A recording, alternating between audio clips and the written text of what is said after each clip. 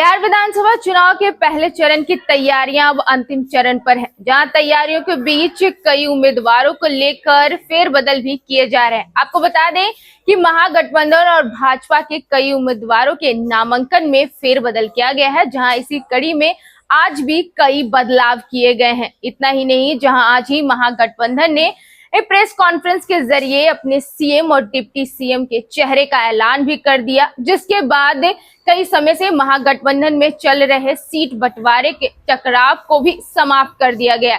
इतना ही नहीं, जहां महागठबंधन के इस फैसले के बाद अब बिहार की राजनीति में नया मोड़ ले लिया है, लेकिन इसी बीच अब उम्मीदवारों के नामांकन को लेकर कई फेरबदल किए जा रहे हैं, जहां इसी कड़ी में आज भी कई बदलाव किए गए हैं। आपको बता दें कि जहां इस कड़ी में वारसलीगंज विधानसभा सीट से कांग्रेस के उम्मीदवार सतीश कुमार ने आज अपना नामांकन वापस ले लिया है। सतीश कुमार ने नामांकन वापस लेने के बाद अब महागठबंधन की ओर से अनीता देवी इस सीट पर चुनाव लड़ते हुए नजर आएंगी, जहां अनीता देवी कांग्रेस और महागठबंधन की रणनीति में अहम भूमिका निभाते हुए नजर आ रही हैं। वहीं पूर्व में मुंगेर लोकसभा सीट पर चुनाव अनीता देवी ने लड़ा था, लेकिन उस समय उन्हें जेडीयू के ललन सिंह के हाथों हार का सामना करना पड़ा था, जिसके बाद अब विधानसभा चुनाव में उनकी किस्मत आजमाई जा रही है। इतना ही नहीं, इसी के साथ बता दें कि वारसलीगंज के अलावा नरकटियागंज विधानसभा सीट से भी उम्मीदवारों के नामांकन में बदलाव किया गया है, जहां भाजपा की बागी रश्मि वर्मा, जिन्होंने पहले निर्दलीय चुनाव लड़ने का फैसला लिया था, उन्होंने भी अपना नामांकन वापस ले लिया है। जहां रश्मि वर्मा का नामांकन वापस लेने के बाद इस सीट पर भाजपा की ओर से संजय कुमार पांडे चुनाव लड़ते हुए नजर आएंगे। आपको बता दें कि संजय कुमार पांडे के नामांकन से भाजपा ने अपनी स्थिति को और मजबूत कर ली है, और तो और इस सीट पर उनके लिए जीत की संभावना भी बढ़ गई है। साथ ही साथ आपको बता दें कि इसके अलावा बेतिया विधानसभा सीट से भाजपा के बागी प्रकाश राय ने भी अपना नामांकन वापस ले लिया है। यह संकेत देता है कि चुनावी रणनीति और गठबंधन की स्थिति के अनुसार कई दिग्गज नेता और उम्मीदवार अपनी रणनीति बदल रहे हैं। जहां यह बदलाव यह दर्शाता है कि पार्टियां अपने उम्मीदवारों के चयन और सीटों के बंटवारे में पूरी तरह से अंतिम रूप देने की प्रक्रिया में जुटी हुई है। इतना ही नहीं, जहां राजनीतिक विश्लेषकों का मानना है कि यह नामांकन वापसी के फैसले चुनावी रणनीति का हिस्सा है।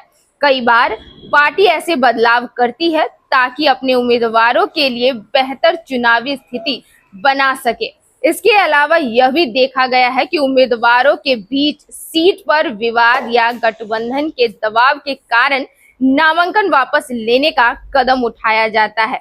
आपको बता दें कि जहां वारसलीगंज, नरकटियागंज और बेतिया से उम्मीदवारों ने अपना नामांकन वापस ले लिया है, वहीं अब माना जा रहा है कि इन बदलावों के बाद दोनों बड़े गठबंधन अंतिम तैयारी कर रहे हैं। उम्मीदवारों के नामांकन की स्थिति साफ होने के बाद पार्टियां चुनाव प्रचार, रोड शो और मतदाताओं तक अपनी पहुंच बढ़ाने पर ध्यान देने में लगे हैं, जहां विशेष रूप से बिहार जैसे राज्य में चुनावी परिणाम स्थानीय समीकरण, जातीय समीकरण और नेताओं की लोकप्रियता पर निर्भर करता है। ऐसे बदलाव अब महत्वपूर्ण माने जा रहे हैं, जहां चुनाव के लिए यह दिन राजनीतिक दृष्टिकोण से बेहद अहम साबित होगा। उम्मीदवारों के नामांकन वापस लेने और नए उम्मीदवारों के मैदान में आने के साथ ही चुनाव की तस्वीर और भी स्पष्ट हो गई है।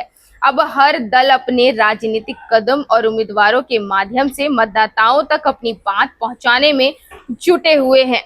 जहां चुनाव से पहले कई उम्मीदवारों के नामांकन वापस लिए जा रहे हैं, कई उम्मीदवारों को बदले जा रहे हैं, वहीं माना जा रहा है कि यह जो बदलाव है वह राजनीतिक रूप से बेहद अहम है, जहां पार्टियां जो हैं वह अपनी राजनीतिक स्ट्रैटेजी को और भी ज्यादा मजबूत करने के लिए यह फैसला ले रही है। वहीं यह भी कहा जा रहा है कि कई बार पार्टियों के दबाव के कारण भी उम्मीदवार जो है वह अपना नामांकन वापस ले रहे हैं। तो वहीं अब देखना दिलचस्प होगा कि उम्मीदवारों के नामांकन में ये जो फेरबदल किया जा रहा है, कई उम्मीदवारों के नाम वापस लिए जा रहे हैं, तो कई उम्मीदवारों के जगह पे दूसरे उम्मीदवारों को खड़ा किया जा रहा है।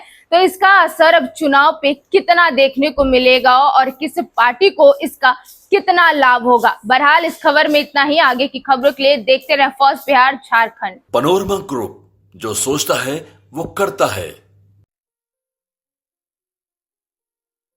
ये लो मुंह मीठा करो, आज मैंने अपना जॉब छोड़ दिया, अब हम पूर्णिया वापस जाएंगे। जॉब छोड़ दिया है?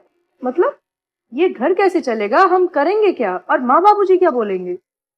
इसलिए मैं एक और मिठाई का डब्बा लाया। अपने बिजनेस के लिए लोन अप्रूव हो गया। अरे लोन अप्रूव हो गया वो तो ठीक है, लेकिन पूर्णिया में हम रहेंगे कहाँ? अपना घर भी तो नहीं है वहाँ। इसलिए तो एक और मिठाई का डब्बा अलग से लाया हूँ।